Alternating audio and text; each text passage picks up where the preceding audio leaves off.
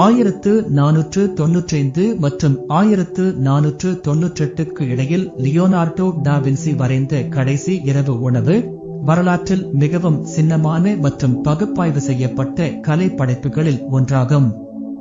சிலுவையில் அறையப்படுவதற்கு முன்பு தங்கள் கடைசி உணவின் போது தனது சீடர்களில் ஒருவர் தன்னை காட்டிக் கொடுப்பார் என்று இயேசு அறிவிக்கும் தருணத்தை ஓவியம் சித்தரிக்கிறது.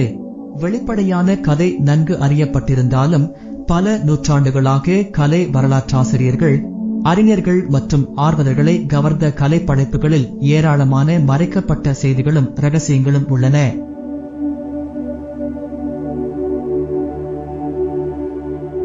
இத்தாலியின் மிலனில் உள்ள சாண்டா மரியா டெல்லே கிரேசி கான்வென்ட்டில் லாஸ்ட் சப்பர் அமைந்துள்ளது. அங்கு அது முடிந்ததிலிருந்து உள்ளது. கடைசி இரவு உணவு 460 சென்டிமீட்டர் 880 சென்டிமீட்டர் 180 இன்ச் 350 அங்குலம் மற்றும் இத்தாலியின் மிலனில் உள்ள சாண்டா மரியா டெல்லே கிரேசியின் மடாலயத்தில் உள்ள சாப்பாட்டு மண்டபத்தின் முழு இறுதி சுவரை உள்ளடக்கியது. லியோனார்டோ ஓவியத்திற்கு ஒரு சோதனை நுட்பத்தை பயன்படுத்தினார். பாரம்பரிய ஃப்ரெஸ்கோ முறைக்கு பதிலாக கல்லில் டெம்பரா வண்ணப்பூச்சை பயன்படுத்தினார். துரதிருஷ்டவசமாக இது ஓவியம் விரைவாக மோசமடைய காரணமாக அமைந்தது, மேலும் இது பல மறுசீரமைப்புகளுக்கு உட்பட்டுள்ளது. ஓவியத்தின் சீரழிவு காரணமாக ஓவியத்தில் உள்ள இயேசுவின் கால்கள் கிட்டத்தட்ட முற்றிலும் இழந்துவிட்டன. 1652 ஆண்டில் அறைக்கு ஒரு நுழைவாயில் சேர்க்கப்பட்டது. ஓவியத்தின் ஒரு பகுதியை வெட்டப்பட்டது. அங்கு கால்கள் இருந்திருக்கும். லியோனார்டோ ஓவியத்தில் பல குறியீட்டு விவரங்களை சேர்த்துள்ளார். உதாரணமாக, இயேசுவின் இருபுறமும் உள்ளவர்களின் எண்ணிக்கை ஒவ்வொரு பக்கத்திலும் 6 பேர். லியோனார்டோ என்ற பெயரில் உள்ள எழுத்துக்களின் எண்ணிக்கையுடன் ஒத்திருக்கிறது. காட்டிக் கொடுப்பவரான யூதாஸ் மட்டுமே நிழலில் இருக்கிறார். அவருக்கு வழங்கப்பட்ட 30 வெள்ளை காசுகளை குறிக்கும் ஒரு சிறிய பையை பிடித்துக் கொண்டிருக்கிறார். சிறந்த இசையமைப்பிற்காக சீடர்களை 3 குழுக்களாக தொகுப்பது போன்ற சில கலை சுதந்திரங்களை லியோனார்டோ எடுத்துக்கொண்டாலும் ஓவியம் சில வரலாற்று துல்லியத்தை பிரதிபலிக்கிறது.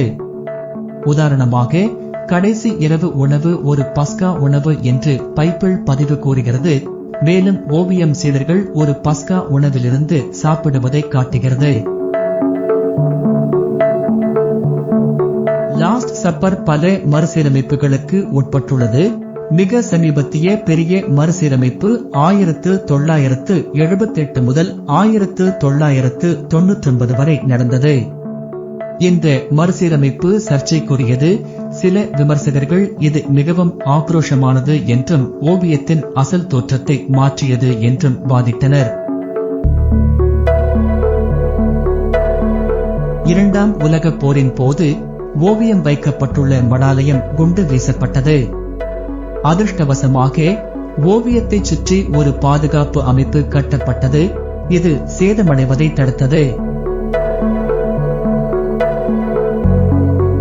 கடைசி இரவு உணவின் மற்றொரு முக்கிய அம்சம் குறியீடாகும். இயேசுவின் வெளிப்பாட்டிற்கு ஒவ்வொரு சீடரின் எதிர்வினையும் அவர்களுடைய தனிப்பட்ட ஆளுமைகளையும் அவருடனான உறவுகளையும் பிரதிபலிக்கிறது. உதாரணமாக, இயேசுவின் இடதுபுறத்தில் உள்ள பீட்டர் ஜானுடன் ஆழமான உரையாடலில் இருப்பதாக தெரிகிறது. ஒருவேளை வெளிப்பாட்டை பற்றி விவாதிக்கலாம். இதற்கிடையில் இயேசுவை காட்டிக் கொடுக்கும் யூதாஸ் ஒரு பை வெள்ளி நாணயங்களை பிடித்துக் கொண்டு துரதிருஷ்டம் மற்றும் துரோகத்தின் அடையாளமான உப்பு குலுக்கியை தட்டுவது சித்தரிக்கப்பட்டுள்ளது.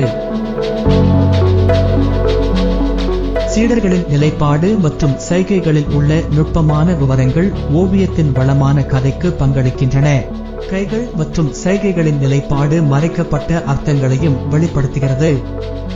உதாரணமாக, இயேசுவின் கைகள் திறந்த மற்றும் விரிவானவை.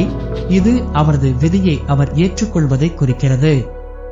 மறுபுறம், சீடர்கள் தங்கள் கை சைகைகள் மூலம் ஆச்சரியம் முதல் அவநம்பிக்கை வரை பலவிதமான எதிர்வினைகளை வெளிப்படுத்துகிறார்கள். ஒவ்வொரு கை நிலையும் காட்சியின் உணர்ச்சிபூர்வமான ஆழத்திற்கு பங்களிக்கிறது. இது பார்வையாளர்களை கதாபாத்திரங்களின் மனிதநேயத்துடன் இணைக்க அனுமதிக்கிறது. தி லாஸ்ட் சப்பர் பற்றி நிறைய ஆய்வு செய்யப்பட்டு கோட்பாடு செய்யப்பட்டிருந்தாலும் சில ரகசியங்கள் மழுப்பலாகவே உள்ளன. காலப்போக்கில் மறுசீரமைப்பு முயற்சிகள் மற்றும் ஓவியத்தில் தவிர்க்க முடியாத தேய்மானம் ஆகியவை டா வின்சியின் ஒவ்வொரு விவரத்தையும் நோக்கத்தையும் வெளிக்கொணர்வது சவாலானது. ஆயினும் கூட தி லாஸ்ட் சப்பர் மீதான நீடித்த மோகம் தொடர்ந்து விவாதங்கள் மற்றும் அதன் மறைக்கப்பட்ட செய்திகள் மற்றும் ரகசியங்களை தொடர்ந்து ஆராய்வதற்கு ஊக்கமளிக்கிறது.